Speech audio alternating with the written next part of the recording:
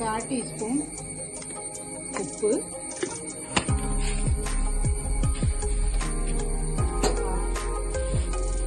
1/4 teaspoon മഞ്ഞൾപ്പൊടി,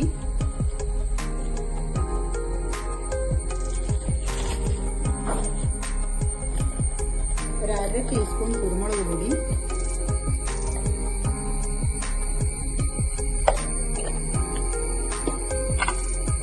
ഇഞ്ചി വെളുത്തുള്ളി പേസ്റ്റ് ആക്കിയത്.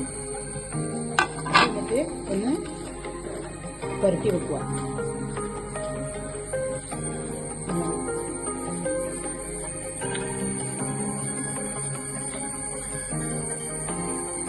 രണ്ട് ടേബിൾ സ്പൂൺ 1.5 ടേബിൾ സ്പൂൺ വെളിച്ചെണ്ണ ഒഴിക്കാം.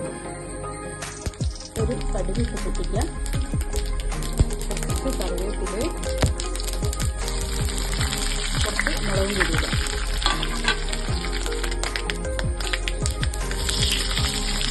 രണ്ട് പച്ചമുളകും കൂടി വറവിലേക്ക് അങ്ങനെ വാഴണമെന്നില്ല. ഇതിൻ്റെ കൂടെ ആ വഴുതിന് പുറത്തേക്ക് വഴുതിനുണ്ട്. കുരുമുളക് കുറച്ചുകൂടി ഇടുകയാണെന്നുണ്ടെങ്കിൽ ഇതിൽ ഞാൻ ചോന്ന മുളക് കൂടിയിട്ടില്ല. ഇതൊരു സൂപ്പർ ടേസ്റ്റാണ് ചോറിന് കൂട്ടാൻ. ചോറിന് വേറെ ഒന്നും വേണ്ട, ഇഷ്ടപ്പെടുന്നില്ല. സൂപ്പർ ടേസ്റ്റുള്ള ഒന്നാണ് ഈ വഴുതിന നെയ്ക്ക് ചേർത്ത്. ഇനി ഇത് പിന്നിൽ മൂടി വെച്ചിട്ട് വേവിക്കാം. അതൊന്ന് തുറന്നു നോക്കാതാ. ഇത് റെഡി ആയിട്ടുണ്ട്.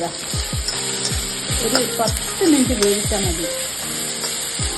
ഈ വഴുതി നെയ്ച്ച് ചേർത്ത്.